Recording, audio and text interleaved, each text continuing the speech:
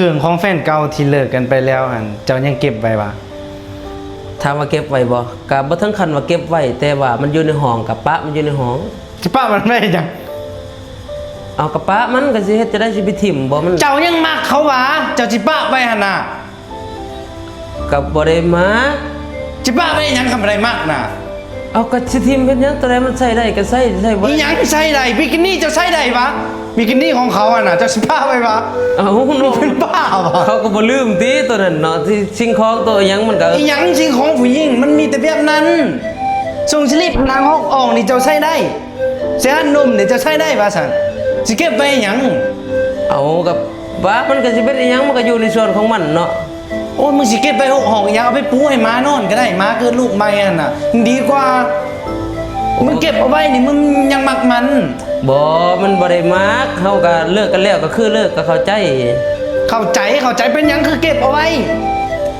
ก็บ่ทันคันว่าเก็บไว้แต่มันอยู่ในห้องเนาะสิเฮ็ดจังได๋ล่ะ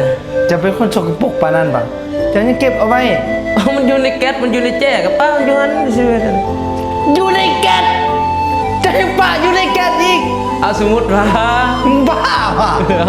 มึงย้ายห้องจากเทื่อแล้ววิ่งไปห้องเก่าคุณมึงย้ายห้องจากเทื่อแล้วยายบอก2 เทื่อ2 เทื่อเนี่ยเอาไปนั่น2 เทื่อบอกเขาบ่ได้เอาไว้ความหมายเว้ารวมๆนะหลายคนจะมักเป็นอันนั้นนะความหมายรวมๆก็คือว่าเก็บเอาไว้ก็บ่เสียหายแม่นเก็บเอาไว้ก็บ่เสียหายนะผมคิดว่าเจ้ายังเก็บเอาไว้ย้ายห้อง2 เทื่อแล้วยังไปนำบ่แม่นบ่เขาบ่ได้เก็บไว้ค่อยมาแต่โตจะเห็นติเขาไปหาเจ้าค่อยมาแต่โตเอ้ยเลยฮะก็เห็นแต่ว่ามีแต่ลาวตากผ้ากับพอห่มพื้นหนึ่งกับหมอนหนึ่งทรัพย์สินมุ่นมั่งแต่เท่านั้นแหละก็ค่อยมาหาเจ้าจะได้คือจะให้เขาเอาเครื่องอีช่างของเขามาแสดงว่าไปมึงก็ไปแต่โตโอ้เจ้าเฮ็ดโตเข้าไปตายตนแน่เนาะชีวิตเจ้าเนี่ยทรมานเนื้อก็ค่อย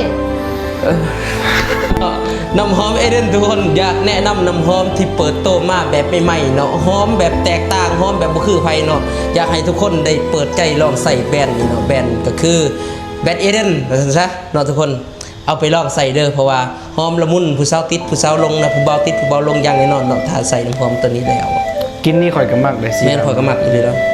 น้ำหอมเอเดนเดนแม่นมันหอมแบบลงไหลแม่นเราใส่แล้วเขาจังมักใส่ประจำเลย